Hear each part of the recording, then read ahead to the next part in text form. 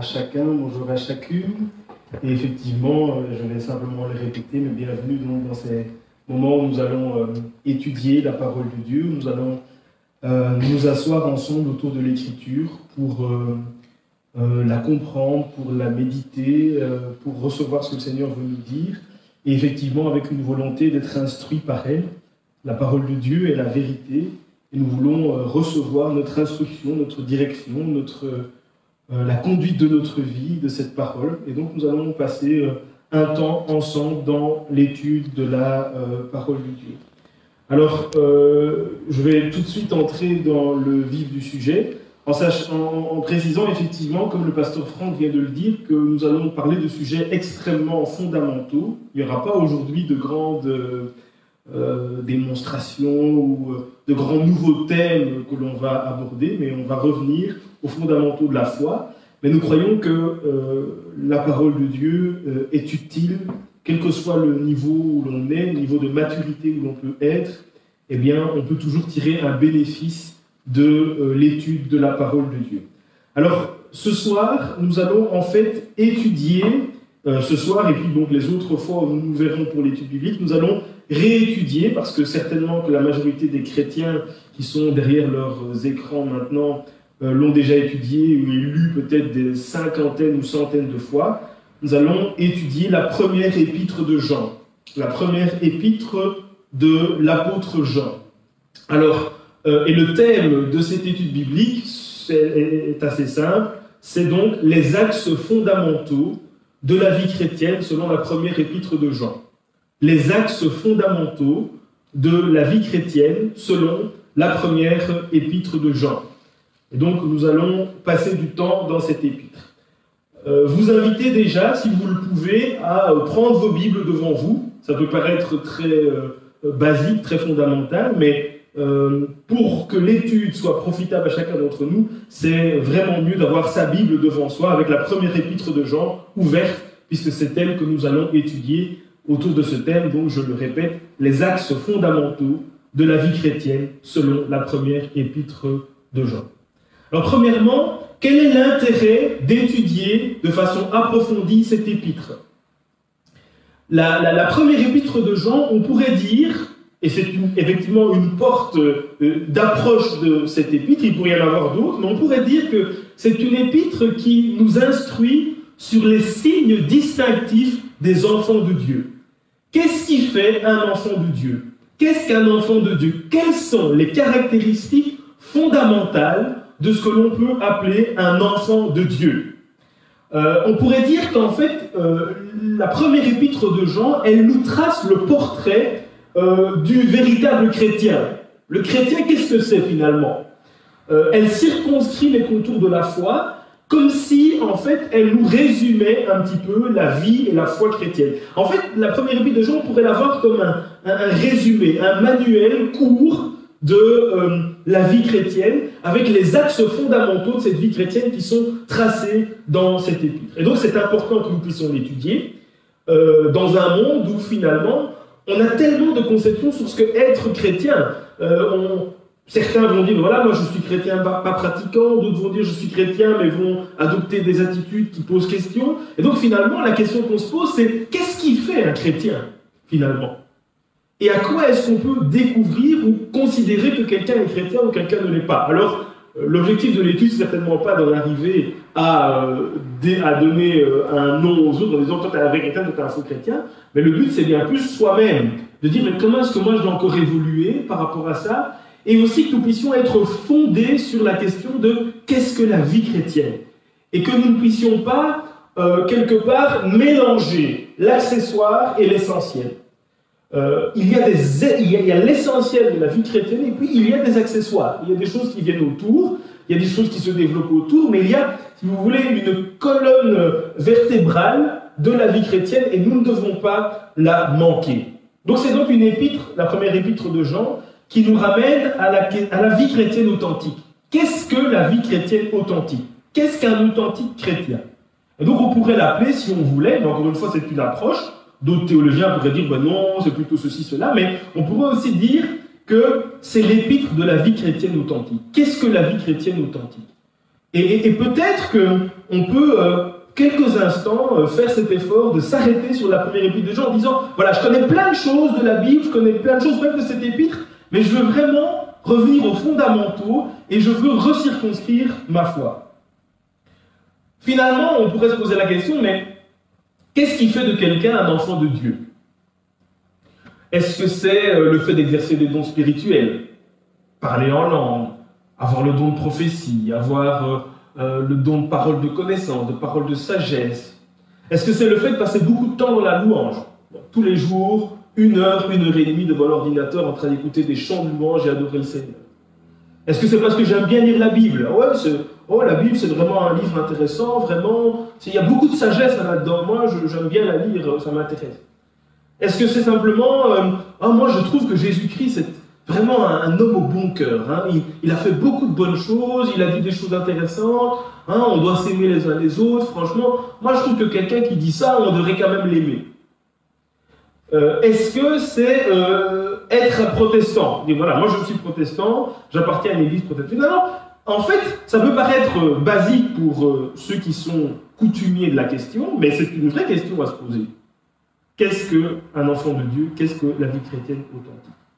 Alors, entrons directement dans le vif du sujet, sur la première épître de Jean, et nous allons passer quelques instants à parler du contexte de la première épître de Jean, en tout cas du contexte des éléments historiques liés à la première épître de Jean.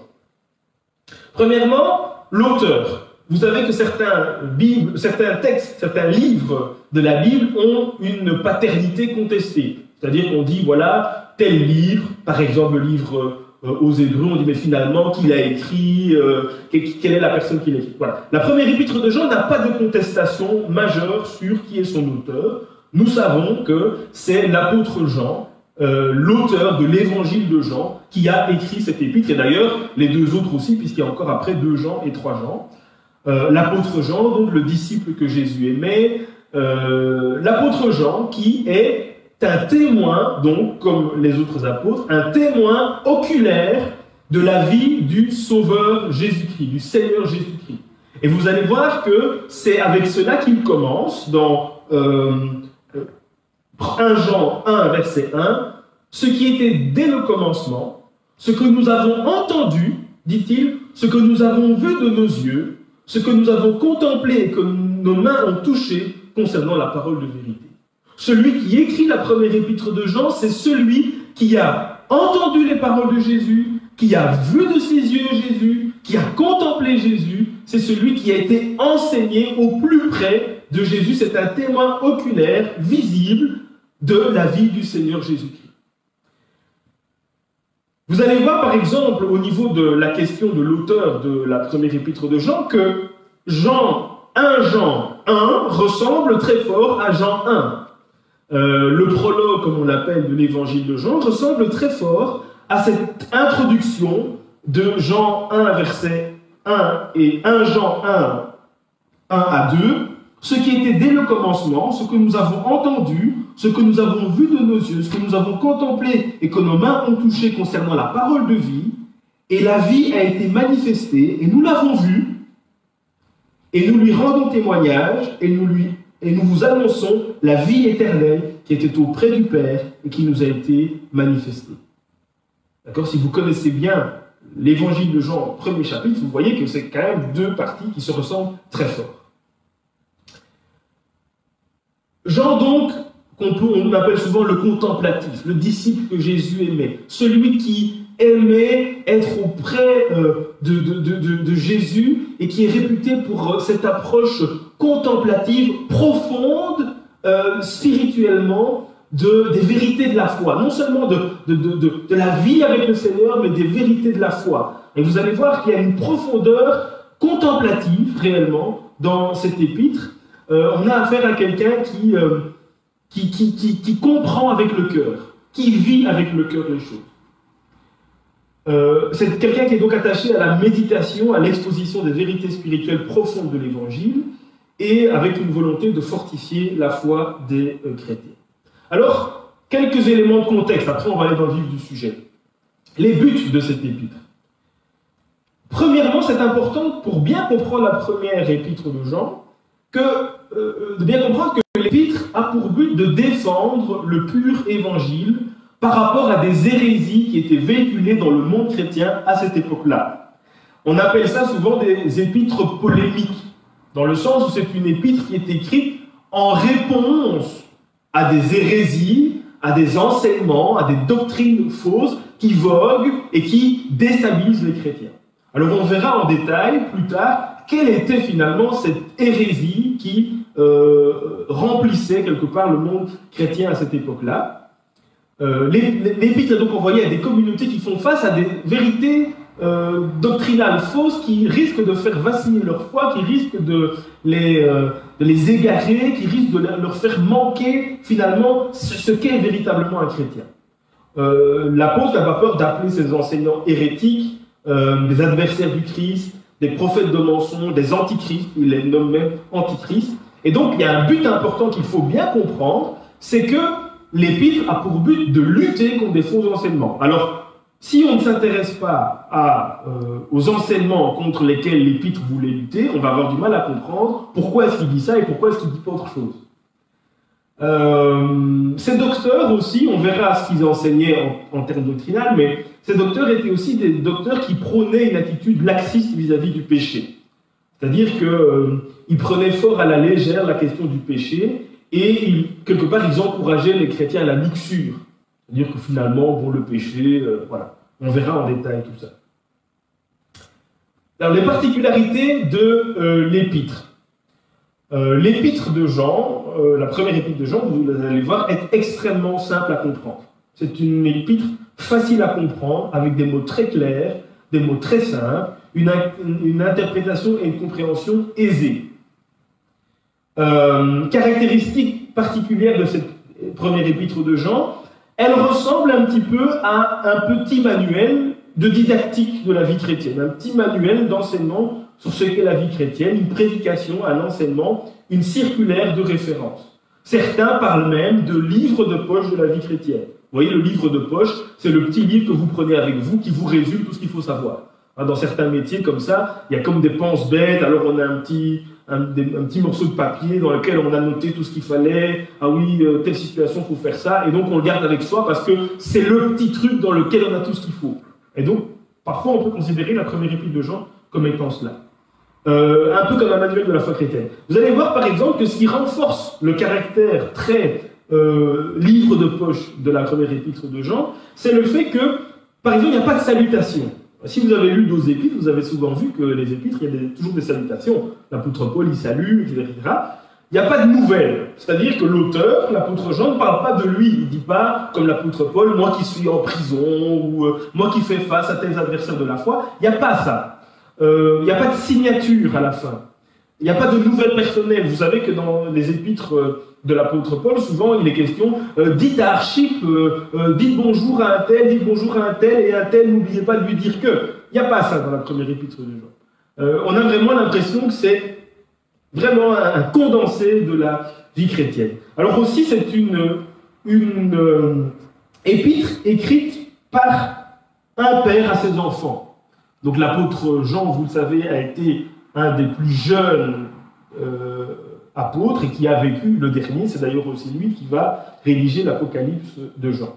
Et donc il semble que cette épître ait été adressée à une église, mais qu'elle ait servi de circulaire pour d'autres églises, étant donné son caractère de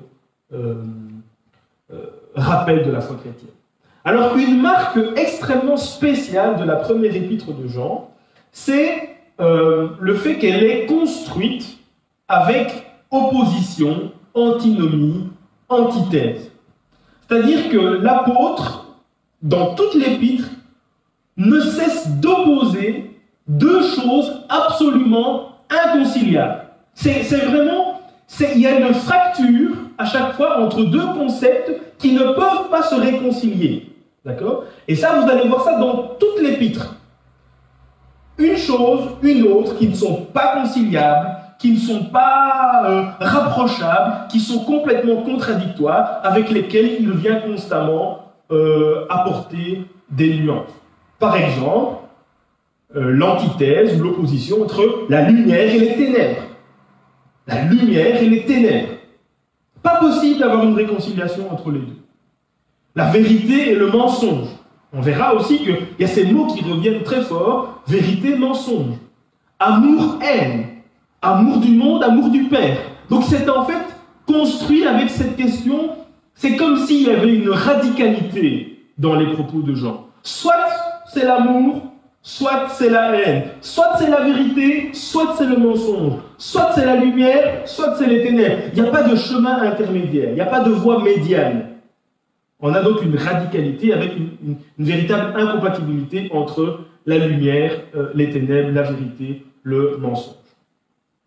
Alors, le but principal de l'épître de Jean, c'est lui qui va nous le dire. 1 Jean 1, versets 2 à 3. Encore une fois, si c'est possible, prenez votre Bible devant vous, sinon c'est encore plus compliqué de suivre, d'autant que vous ne voyez pas le PowerPoint. 1 Jean 1, 2 à 3. Car la vie a été manifestée, et nous l'avons vue, et nous lui rendons témoignage, et nous vous annonçons la vie éternelle qui était auprès du Père, et qui nous a été manifestée. Ce que nous avons vu et entendu, nous vous l'annonçons à vous aussi, afin que vous soyez en communion avec nous. Or, notre communion est avec le Père et avec son Fils, Jésus-Christ.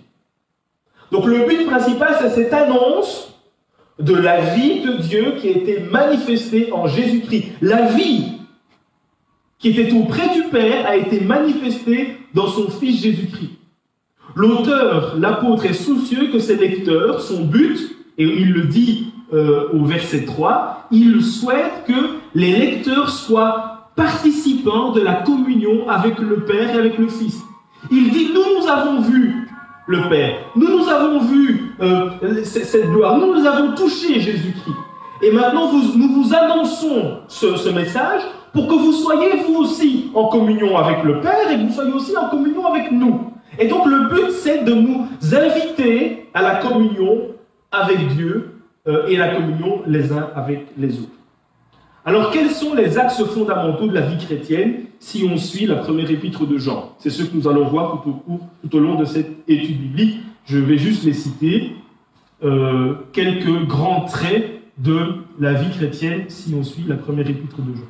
Premièrement, on pourrait dire qu'un premier trait de la vie chrétienne, selon l'épître de Jean, c'est une vie de repentance. Une vie de repentance. Deuxièmement, on pourrait dire un attachement à la vérité christologique. Alors, c'est pas un mot savant, ça veut juste dire la vérité concernant Christ. Troisièmement, une obéissance au commandement de Dieu. Quatrièmement, l'amour fraternel.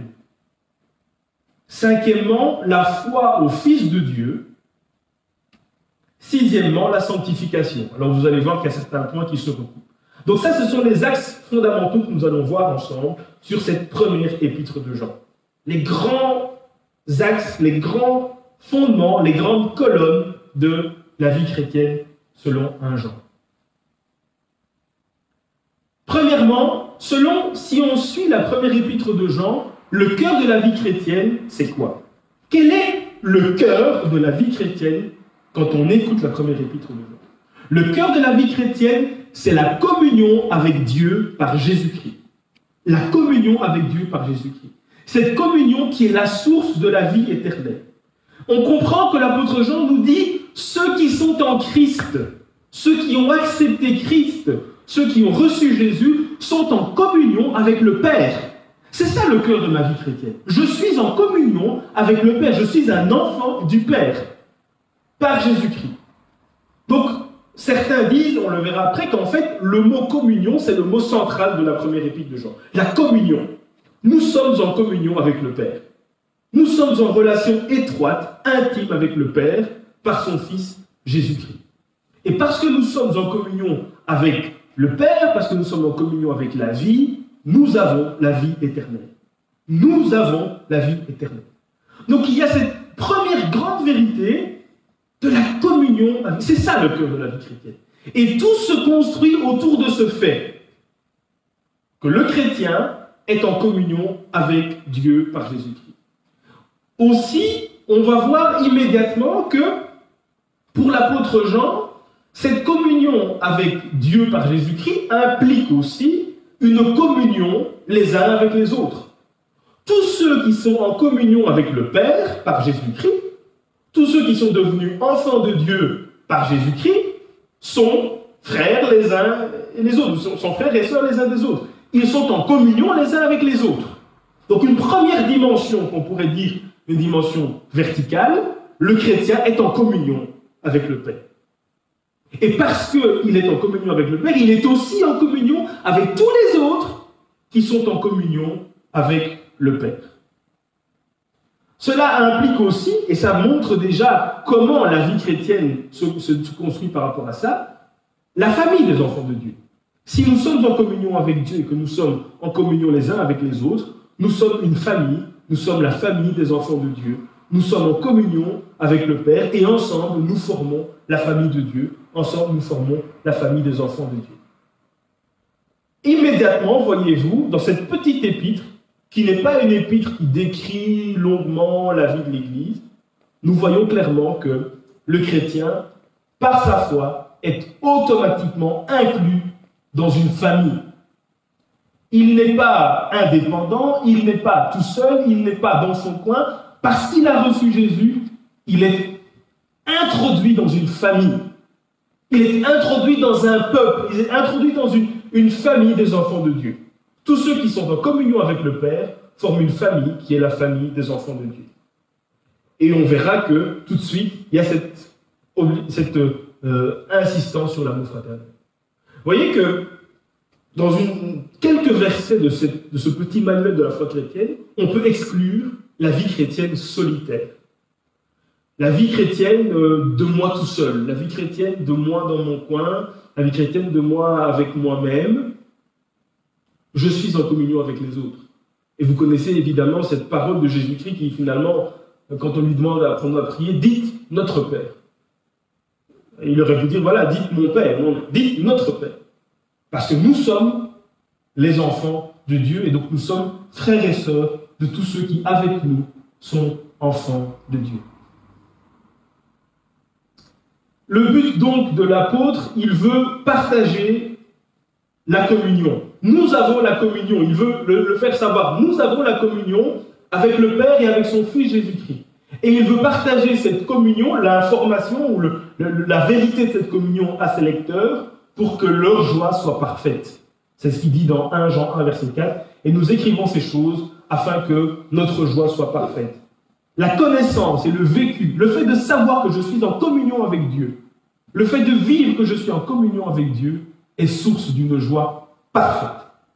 C'est l'essentiel, c'est le plus important et c'est pourquoi c'est la source d'une joie parfaite. Nous vous écrivons ces choses afin que votre joie soit parfaite.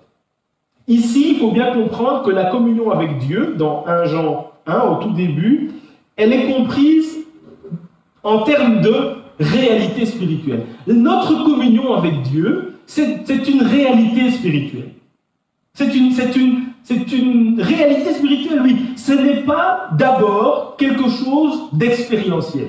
Alors, souvent, les chrétiens pensent que quand on dit « je suis en communion avec Dieu », ça veut dire, par exemple, « je suis en train de prier ».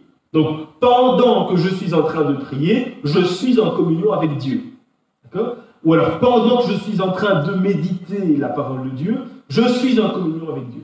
Mais en fait, la communion avec Dieu, c'est d'abord une réalité spirituelle.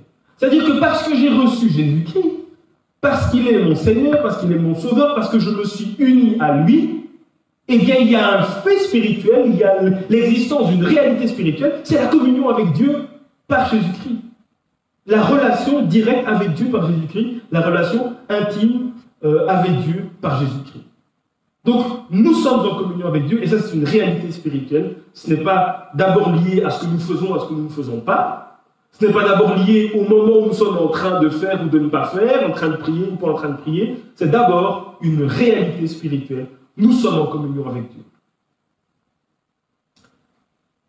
Cette communion avec Dieu, et vous allez voir qu'en fait c'est vraiment le cœur de l'enseignement de l'apôtre Jean, elle implique que le chrétien ne peut pas se mouvoir sur la ligne entre les deux, les éléments inconciliables qu'il donne. Le chrétien ne peut pas être entre la vérité et le mensonge. Il ne peut pas être entre la lumière et les ténèbres. Il ne peut pas être entre l'amour et la haine.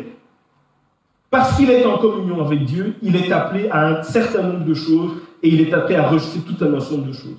Et ça, c'est quelque part la grande fracture qu'il pose pour nous qui voulons vivre la vie chrétienne authentique. Notre communion avec Dieu est donc attestée par le Saint-Esprit. Alors cette communion avec Dieu, elle implique l'œuvre de la croix. Nous ne sommes pas en communion avec Dieu par nos efforts, encore une fois. C'est pas d'abord parce que je prie, parce que je ne prie pas. C'est pas parce que je suis intéressé par Dieu. Je suis d'abord en communion avec Dieu à cause de l'œuvre de Jésus-Christ à la croix. Alors un théologien qui s'appelle Gruden donnait quelques mots qui résumaient l'œuvre de Jésus-Christ à la croix. On ne va pas les voir en détail parce que ce n'est pas forcément indispensable. À la croix, il y a premièrement, l'expiation des péchés. À la croix, nos péchés ont été pardonnés. L'expiation, nos péchés ont été pardonnés. À la croix, un autre fait, la propitiation. La propitiation, c'est la colère de Dieu contre nous a été éteinte. Jésus-Christ, par sa mort, a éteint la colère de Dieu contre nous. Dieu nous est devenu favorable. Dieu nous est favorable. Donc cette communion avec Dieu, elle passe par la croix. À la croix, expiation, évidemment pour tous ceux qui acceptent l'œuvre de la croix, pardon des péchés, propitiation, la colère de Dieu est éteinte. Rédemption, nous sommes rachetés de l'esclavage du péché, rachetés de la condamnation, rachetés de l'esclavage de Satan, et autre fait lié à la croix, la réconciliation. Vous voyez que c'est à cause de cette œuvre de la croix, à cause de l'expiation, à cause de la propitiation, à cause de la rédemption, à cause de cette réconciliation que nous jouissons de cette communion avec le Père. Je suis en lien avec le Père. Et ça, c'est une réalité spirituelle. Et si on suit l'apôtre Jean, ça, c'est le cœur de la vie chrétienne. Alors, c'est important de savoir quel est le cœur de la vie chrétienne. Parce que quelqu'un va dire, mais finalement, toi, parfois, on est comme ça, les chrétiens, on parle, oui, mais toi, tu donnes pas ta dîme, ou toi, tu fais pas ceci, ou toi, tu... Et finalement, on en perd complètement la notion de qu'est-ce qui est l'essentiel et de qu'est-ce qui est l'accessoire. Et surtout, nous perdons la notion de qu'est-ce qui est la source et quelles sont les conséquences. Il y a tout un ensemble de choses dans notre vie chrétienne qui sont des conséquences. Si je viens à l'église, par exemple, c'est une conséquence, ce n'est pas une source. La source de ma vie chrétienne, ce n'est pas que je vienne à l'église. La source de ma vie chrétienne, ce n'est pas que je parle en langue. La source de ma vie chrétienne, ce n'est pas que je serve dans l'église. Ce sont des conséquences. Il y a un fait majeur de ma communion avec Dieu, de ma communion avec les autres, et sur base de ce fait majeur, découle tout un ensemble de réalités, notamment parce que je suis en communion avec les autres, je vais prendre part à une vie d'assemblée, parce que je suis en communion avec Dieu, je vais entrer dans une vie de prière. Donc en fait, la vie de prière, par exemple, ce n'est pas quelque chose à obtenir, c'est quelque chose que nous avons. Nous sommes en communion avec le Père, c'est une réalité spirituelle. Et pour entretenir, pour vivre complètement cette communion, je vais entrer dans une vie de prière. Parce que je sais que j'ai reçu des dons au service de mes frères, je vais me mettre au service, parce que je suis en communion avec eux, parce que nous sommes les bénéficiaires de la même grâce, parce que nous sommes les enfants de la même famille. Un élément majeur de notre vie chrétienne, si nous voulons être dans cette pureté de la foi, c'est de ne jamais confondre les conséquences et les causes. Et de ne jamais mettre une loupe sur les conséquences en oubliant d'où est-ce qu'elles viennent. Quelle est la source de mon engagement dans l'Église? Quelle est la source de ma vie de prière? Quelle est la source? La source, c'est cette communion avec Dieu. Et vous allez voir, même la vie de sanctification. Parce qu'on peut parfois mettre la loupe sur des choses extrêmement concrètes de la vie chrétienne. On dit, bon, on avait vu ça la dernière fois, mais finalement, toi, est-ce que tu... qu'est-ce qu'on va prendre comme exemple pour ne pas prendre des exemples qui fâchent? Est-ce que tu... Est-ce que tu écoutes telle musique ou est-ce que tu n'écoutes pas telle musique?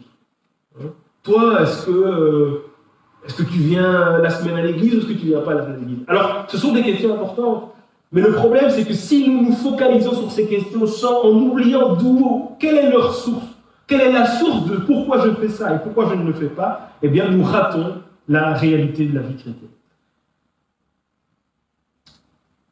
Et la propitiation, vous allez voir que c'est quelque chose qui ressort de la première épître de Jean, 1 Jean 2, verset 2, il est écrit « Il est lui-même, on parle de Jésus, une victime expiatoire », d'autres versions disent une victime propitiatoire, non seulement pour nos péchés, non seulement pour les nôtres, mais aussi pour ceux du monde entier. Donc Jésus est la propitiation pour nos péchés. Il a éteint, c'est ce que nous dit 1 Jean 2, verset 2, il a éteint la colère de Dieu contre nous. Il a apaisé à tout jamais la colère de Dieu contre nous par son œuvre à la croix. Et à cause de cette œuvre à la croix, nous jouissons d'une communion avec lui. Idée centrale donc de la première épître de Jean, la vie chrétienne, si on pourrait dire, quelques idées centrales de la vie chrétienne, c'est connaître Dieu. C'est connaître Dieu. La vie chrétienne, c'est être né de Dieu, la nouvelle naissance. La vie chrétienne, c'est aimer. Comme l'essence de la vie chrétienne, l'amour. Et aussi, on voit dans la première épître de Jean, la centralité de la personne de Jésus-Christ. Tout se fait autour de Jésus. Tout se fait autour de Jésus. C'est par Jésus que nous avons reçu la vie. C'est par Jésus que nous sommes en communion avec le Père. C'est par Jésus que nous avons le pardon de nos péchés. C'est par Jésus. Voyez? Cette vie nouvelle n'est accessible qu'en Jésus, ce qui impose donc d'avoir une juste doctrine sur Christ. On va voir après, c'était une grande question. Donc le mot central de l'épître, c'est la communion. Nous sommes en communion. Notamment 1 Jean 1, verset 7. Premier élément qui ressort très fort de la première épître de Jean, c'est la question de vivre dans la lumière. Le chrétien est appelé à vivre dans la lumière. 1 Jean 1, 5 à 10 nous dit « Si nous disons que nous sommes en communion avec lui, le Père, et que nous marchons dans les ténèbres, nous mentons et nous ne pratiquons pas la vérité. Mais si nous marchons dans la lumière comme il est lui-même dans la lumière, nous sommes mutuellement en communion et le sang de son Fils nous purifie de tout péché. Si nous disons que nous n'avons pas de péché, nous nous séduisons nous-mêmes et la vérité n'est point en nous. Si nous confessons nos péchés, il est juste et fidèle pour nous les pardonner et pour nous purifier de toute iniquité. Si nous disons que nous n'avons pas de péché, nous le faisons menteur et sa parole n'est point en nous. » Premier fait, Dieu est lumière. Et nous sommes en communion avec ce Dieu qui est lumière. Ça, c'est un fait majeur de la vie chrétienne. On voit que donc la question de la lumière, la vie, de la vérité sont très interconnectées dans la première épître de Jean. Chez Jean, la lumière symbolise la révélation de Dieu. Symbolise, surtout en Jean 1, c'est la question en fait de Dieu qui se fait connaître. Dieu qui se fait connaître. Dieu est lumière. Mais c'est aussi et surtout question de la perfection morale de Dieu. Quand on dit Dieu est lumière, ça veut dire en lui il n'y a pas de ténèbres. En lui il n'y a pas de péché. En lui il n'y a pas de faute. En lui il n'y a rien d'impur. Dieu est lumière. Il ne partage rien avec les ténèbres. Il ne partage rien avec le monde des ténèbres. Il ne partage rien avec le mensonge. Il ne partage rien avec la vérité. Avec le mensonge. Il ne partage rien avec la haine. Il ne partage rien avec le monde des ténèbres, en fait. Dieu est lumière. Et il y a une perfection morale en Dieu. Et il oppose cela aux ténèbres. Ténèbres spirituelles et morales de ce monde, la vie dans le péché. Les ténèbres, en fait, dans la Bible, c'est non seulement symbole de la vie dans le péché, la vie loin de Dieu, la vie sans Dieu, mais aussi les ténèbres, c'est symbole de l'ignorance de la vérité. Nous sommes dans les ténèbres quand nous ne connaissons pas la vérité. Nous sommes dans les ténèbres quand nous n'avons pas la révélation de la vérité. La vérité de qui est Dieu, la vérité de sa volonté, la vérité de la connaissance de sa volonté. Et donc les ténèbres, c'est ce qui nous amène à rejeter la lumière. La vie aussi, parce que c'est aussi un mot qui revient souvent, chez Jean, elle est souvent utilisée pour parler du salut, de la vie éternelle. Vivre dans la lumière, c'est donc un élément majeur de la vie chrétienne. Parce que Dieu est lumière et qu'il n'y a point de lumière de ténèbres en lui, nous sommes appelés à demeurer en communion avec Dieu, c'est-à-dire à demeurer dans la lumière, à marcher dans la lumière de sa volonté et à rejeter tout péché. Premièrement, nous sommes appelés à rejeter tout péché.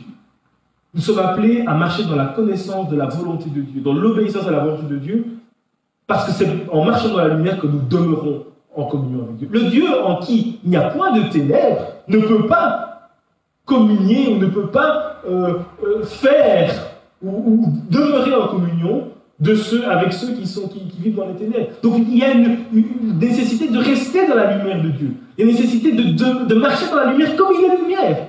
Comme lui il est lumière, nous sommes appelés à vivre dans la lumière. À vivre dans la lumière de Dieu, dans la communion avec Dieu. Nous sommes appelés à demeurer en lui, à demeurer dans sa communion. Et vous voyez que le mot demeurer revient aussi beaucoup dans la première épître de Jean. Et d'ailleurs, c'est une marque notamment qui ressemble fort à Jean 15, dans laquelle il nous parle de la demeurer en Christ. La lumière, ça veut dire vivre dans la vérité, vivre en accord avec la vérité. La lumière, ça veut dire pas d'ombre, pas de ténèbres, rien à cacher. Vous connaissez ce grand pasteur qui disait « Vous pouvez écrire ma vie dans les nuages, je n'ai rien à cacher ». Une façon de parler de son intégrité, une façon de parler de sa droiture, une façon de parler de comment il vivait dans la justice, de façon dans laquelle il vivait avec une conscience pure devant Dieu. La lumière, ça rime aussi avec donc cette droiture, cette pureté de conscience, cette authenticité. Nous sommes appelés à vivre dans la lumière, parce que Dieu est lumière. Donc la sanctification, c'est pas une cause. C'est pas parce que je vis en sanctification que je suis en communion avec Dieu. Non, c'est parce que je suis en communion avec Dieu, je dois vivre dans la sanctification, je dois vivre dans la lumière. Et ça, c'est un fait majeur de la vie chrétienne. Donc, je ne pourrais pas dire que je suis chrétien si je ne fais absolument pas fi de la question du péché. Si la question du péché est complètement une question qui n'a pas d'importance pour moi, eh bien là, je suis complètement en dehors de la vérité. La lumière rime aussi avec l'authenticité, la vérité. Jésus disait, je suis la lumière du monde, Jean 8, verset 12. Jésus leur parla de nouveau et dit, je suis la lumière du monde, celui qui me suit ne marchera pas dans les ténèbres, mais il aura la lumière de la vie. Celui qui me suit ne marchera pas dans les ténèbres. C'est-à-dire que celui qui suit Jésus, Jésus qui est la révélation du Père, qui est la révélation ultime du Père, la révélation de la nature du Père, la révélation de la volonté du Père, mais si nous suivons Jésus, si nous suivons celui qui est la lumière, celui qui est la vérité, nous ne marcherons pas dans les ténèbres. C'est-à-dire que nous ne marcherons pas dans l'ignorance de la volonté de Dieu, nous ne marcherons pas dans le péché, et nous verrons clair pour nous conduire dans cette vie. Quelque part, il y a quelque chose là qui est très textuel, mais ça doit aussi nous remplir de joie, de dire, mais je suis en communion avec le Dieu qui est la lumière. Je marche derrière Jésus qui est la lumière du monde. C'est ça être chrétien. C'est ça être chrétien. C'est pas avoir une participation régulière à une église. Je suis en communion avec le Dieu éternel qui est lumière. Je marche à la suite de Christ qui est lumière. Et je suis appelé à vivre dans la lumière. Je suis appelé à vivre en concordance avec cette communion que j'ai avec le Père à la suite du Christ. Marcher dans la lumière, nous sommes en communion avec Dieu. Dieu n'a pas de ténèbres en lui. Et vous voyez, c'est une idée qui revient très souvent dans l'Écriture. 1 Thessaloniciens 5, 5 à 7. Vous êtes tous des enfants de la lumière et des enfants du jour. Nous ne sommes point de la nuit des ténèbres. Nous ne sommes pas des enfants des ténèbres. Nous ne sommes point des enfants de la nuit. Nous sommes des enfants de la lumière. Nous devons donc vivre dans la lumière de la parole de Dieu, dans la lumière de la volonté de Dieu. Éphésiens 5, 8. Autrefois vous étiez ténèbres et maintenant vous êtes lumière dans le Seigneur. Marchez comme des enfants de la lumière. Car le fruit de la lumière, là il détaille, consiste en toutes sortes de bonté, de justice et de vérité. C'est ça être chrétien. Être en communion avec Dieu, être enfant du Dieu qui est lumière, en qui il n'y a point de ténèbres, qui nous appelle nous-mêmes à vivre dans la lumière. Une vie de bonté, une vie de justice, une vie de vérité, à cause de la communion que nous avons obtenue par Christ à la croix. Romains 13, 12, dépouillons-nous donc des œuvres des ténèbres et revêtons les armes de la lumière. Ensuite, on a la question du péché et de la grâce. 1 Jean 2, verset 1, il dit « Mes petits enfants, je vous écris ces choses afin que vous ne péchiez point. » Vous voyez, donc, on est appelé à vivre, à rester dans la lumière. Alors, c'est quand même intéressant de s'arrêter sur ce verset-là, parce que souvent, on connaît la suite du verset, mais on ne connaît pas le début. Donc, la plupart du temps, on dit si quelqu'un a péché, nous avons un avocat auprès du Père, mais on oublie qu'au début, il dit « Je vous écris afin que vous ne péchiez point. » Donc, c'est-à-dire que c'est comme si dans sa compréhension, le péché, et c'est vraiment très typique de ces gens, le péché, c'est presque une exception dans la vie du chrétien. C'est un truc, oui, bon, écoutez, je vous écris afin que vous ne péchiez point, mais si vous péchez, donc, on est appelé à rester, à demeurer dans cette lumière. Et on voit donc là un rappel de Romains, qui est que l'œuvre de Christ n'est pas une autorisation pour le péché, ce n'est pas une porte ouverte pour le péché. Mais donc, 1 Jean 2, verset 1 continue. Et si quelqu'un a péché, c'est la grâce de Dieu. Nous avons un avocat auprès du Père, Jésus-Christ, le juste. Jésus-Christ, le juste. Le péché a donc une solution. Le sang de Jésus nous nettoie de tout péché. La possibilité du pardon pour nos péchés. Nous ne sommes pas appelés à vivre en péché, mais si nous péchons, mais quand nous péchons, nous avons la grâce de pouvoir être pardonnés par le Père au travers de Jésus-Christ. Premièrement, donc, on l'avait dit tout à l'heure, un des grandes caractéristiques. Et vraiment, gardons en tête que ça, c'est un axe fondamental de la vie chrétienne.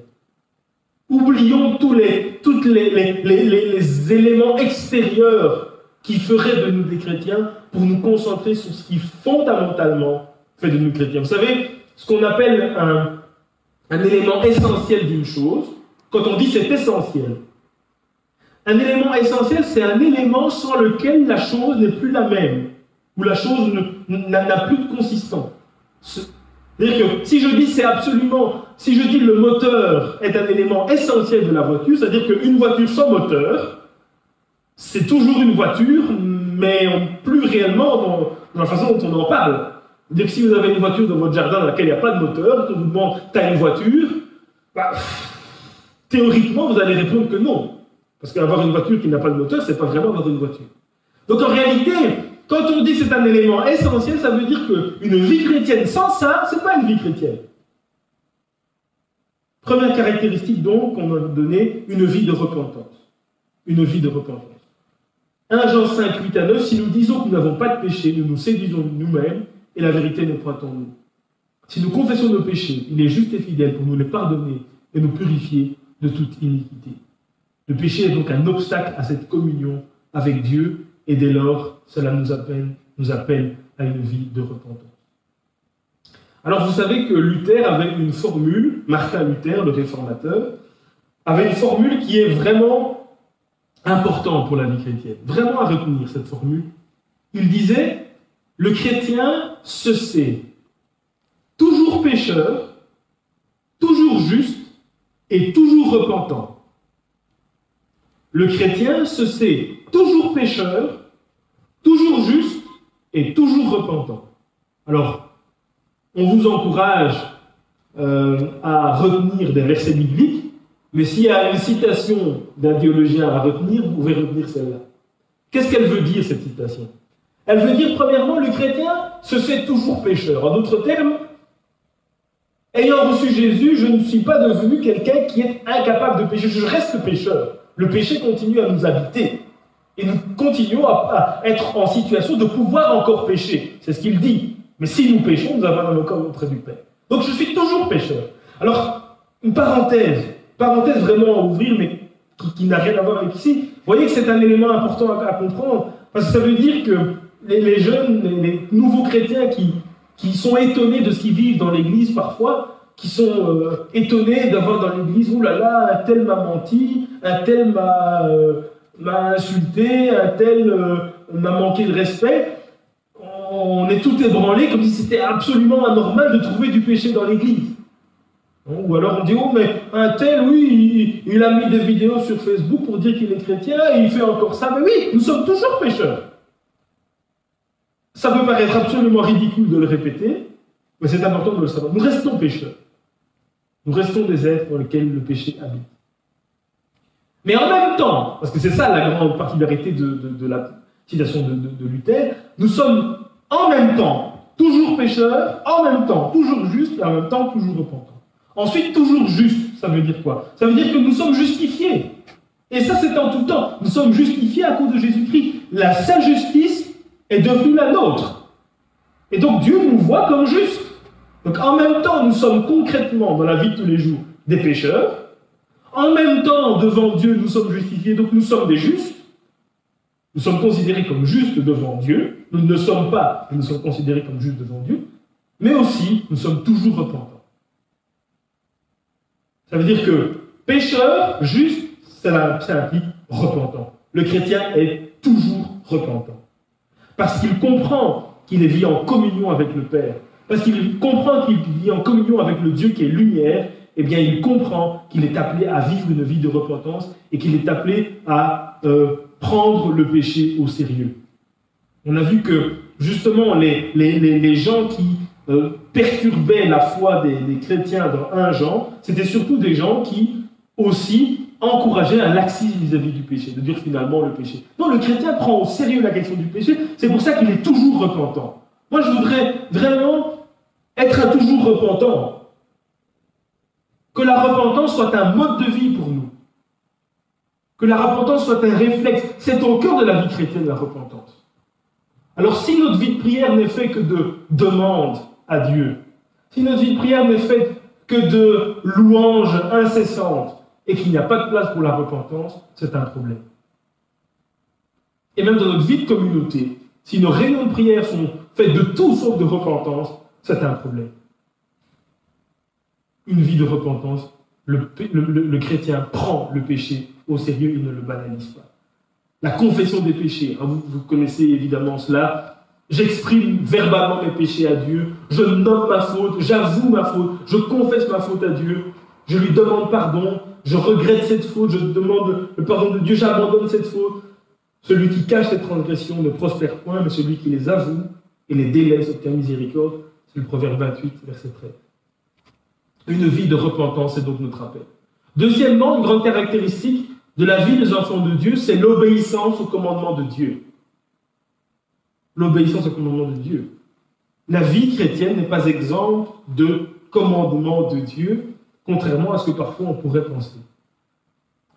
1 Jean 2, 3 à 6 nous dit, si nous gardons ces commandements, par là nous savons que nous l'avons connu.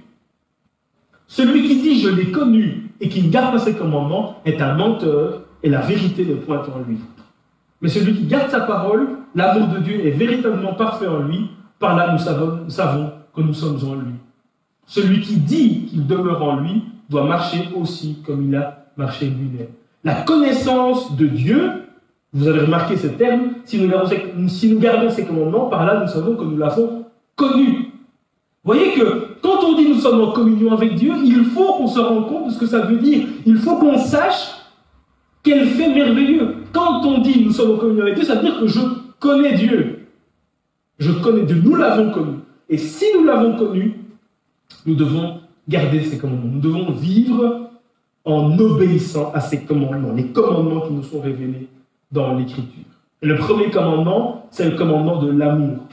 1 Jean 2, c'est à 11, dit frère, je vous écris non un commandement nouveau, mais un commandement ancien que vous avez eu dès le commencement. Ce commandement ancien, c'est la parole que vous avez entendue dès le commencement. Toutefois, je vous écris un commandement nouveau, ce qui est vrai en lui et en vous, car les ténèbres passent et la lumière, lui, déjà. Celui qui dit qu'il est dans la lumière et qui est son frère est encore à présent dans les ténèbres. Vous voyez, encore une fois, là, c'est irréconciliable, pas de possibilité de haine et de lumière en même temps. Ça ne peut pas demeurer ensemble. Celui qui aime son frère demeure dans la lumière. L'amour et la lumière peuvent communier ensemble, mais pas la haine et la lumière. Et rien en lui ne le fait broncher. Mais celui qui est son frère est dans les ténèbres, et marche dans les ténèbres, et il ne sait où il va, parce que les ténèbres ont aveuglé ses yeux. Le commandement de l'amour est central dans la Bible, et c'est un autre axe fondamental de la vie chrétienne, c'est l'importance de l'amour envers notre prochain. Il y a donc en fait, si on lit la première épître de Jean, deux mondes antagonistes. Deux mondes antagonistes qui ne peuvent jamais se rencontrer, qui ne peuvent rien avoir de commun, et le chrétien est appelé à rejeter un des mondes et à vivre dans l'autre monde. Premièrement, il y a le monde, si on peut le dire comme ça, le monde de la lumière de Dieu et de la communion avec Dieu. Donc c'est le monde de celui qui demeure en communion avec le Père. C'est le monde de celui qui demeure dans la lumière du Père. C'est le monde de celui qui demeure dans la lumière du Dieu qui est lui-même lumière, la connaissance du Dieu qui est lumière.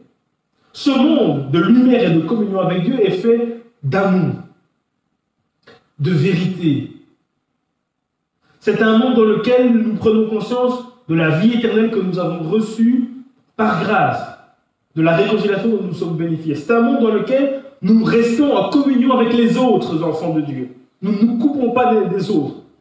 C'est un monde dans lequel nous vivons l'obéissance au commandement de Dieu. C'est un monde, le monde de la lumière de Dieu, le monde de la communion avec Dieu, fait d'amour, de vérité, d'obéissance au commandement, de communion avec les autres, de joie de la vie éternelle, de joie du salut.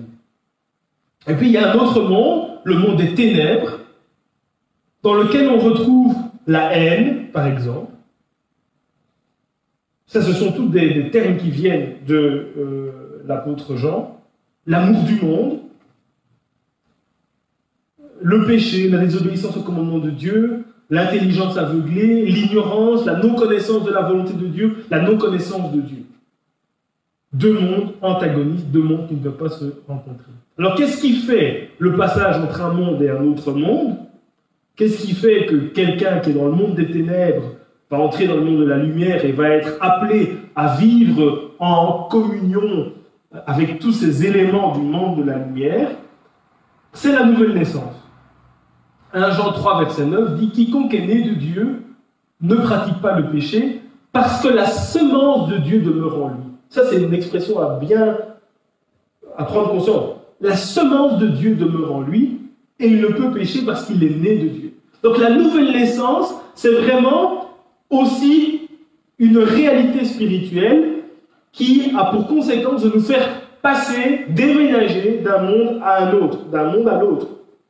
Et donc un monde dans lequel nous passons par cette nouvelle naissance, quiconque est né de Dieu, dit-il. Parce que la semence de Dieu demeure en lui. C'est ça la nouvelle naissance. La semence de Dieu vient en nous. La semence de la naissance, d'une nouvelle naissance, d'une naissance spirituelle, d'une naissance pour la lumière, d'une naissance pour la connaissance de Dieu, d'une naissance pour l'amour.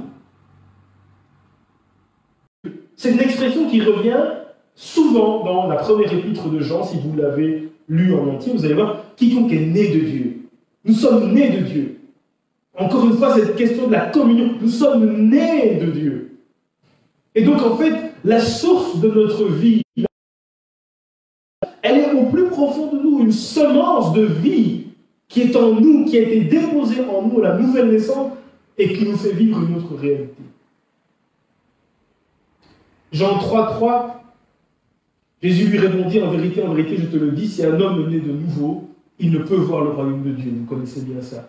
1 Pierre 1, 23, puisque vous avez été régénérés.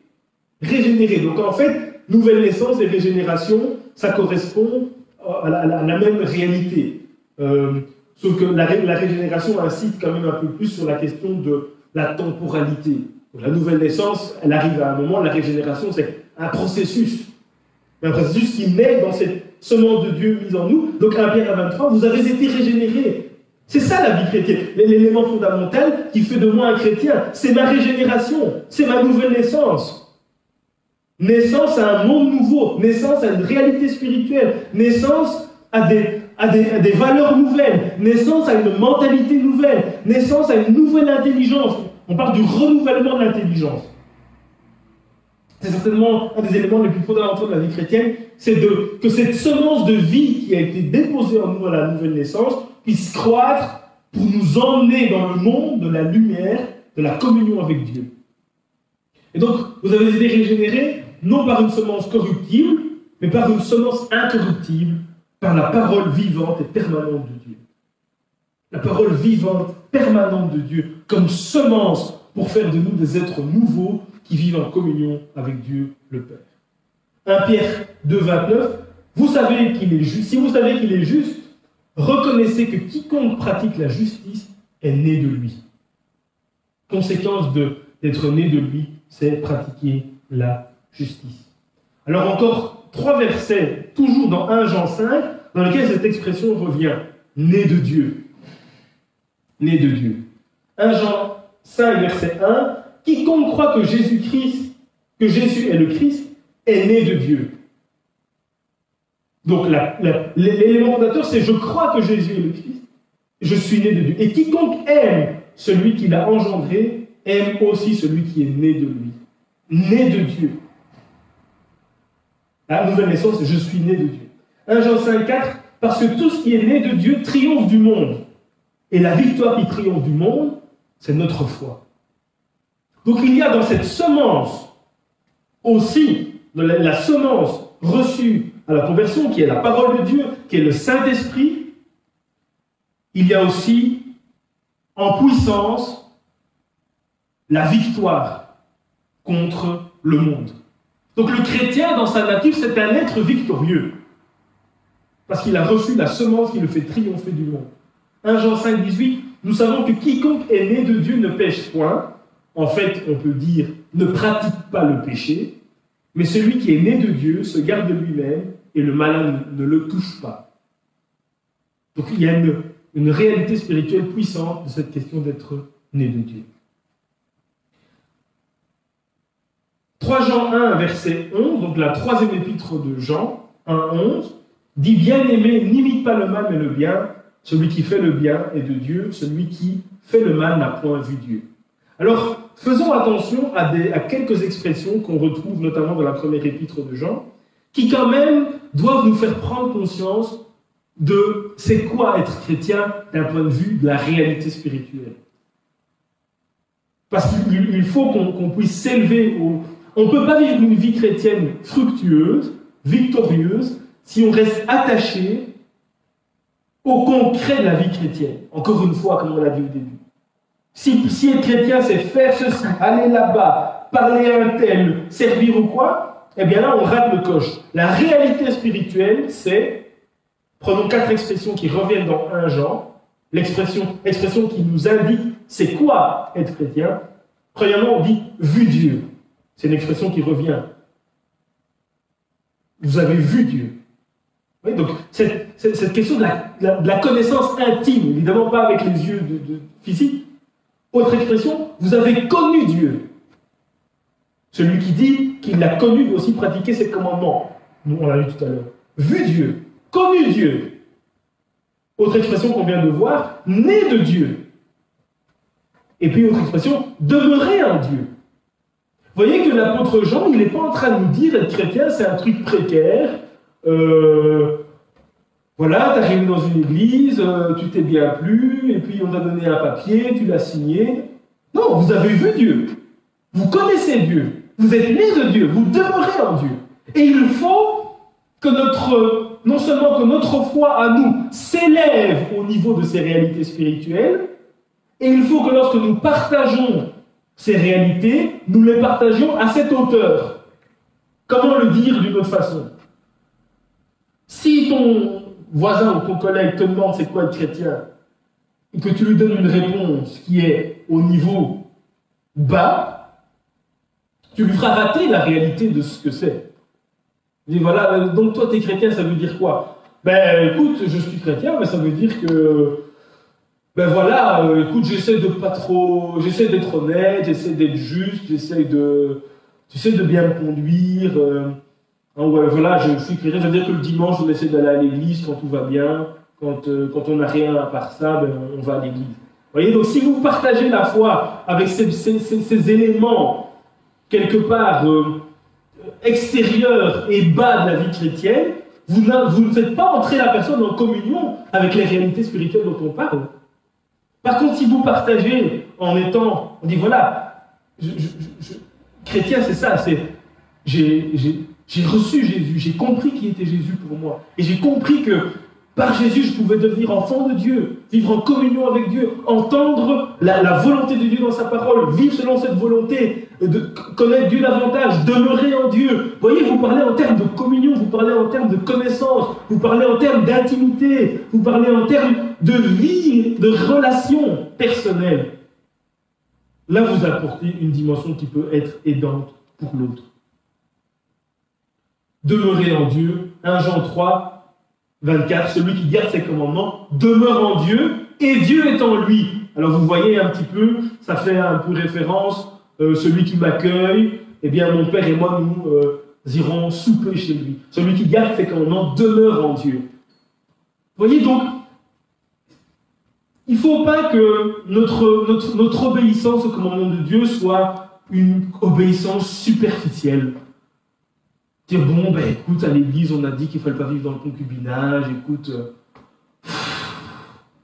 oui, bon, si ça peut leur faire plaisir qu'on se marie. Non, c'est parce que je veux garder le commandement de Dieu, je demeure en Dieu. C'est parce que je demeure en Dieu que je veux vivre selon ses commandements à lui.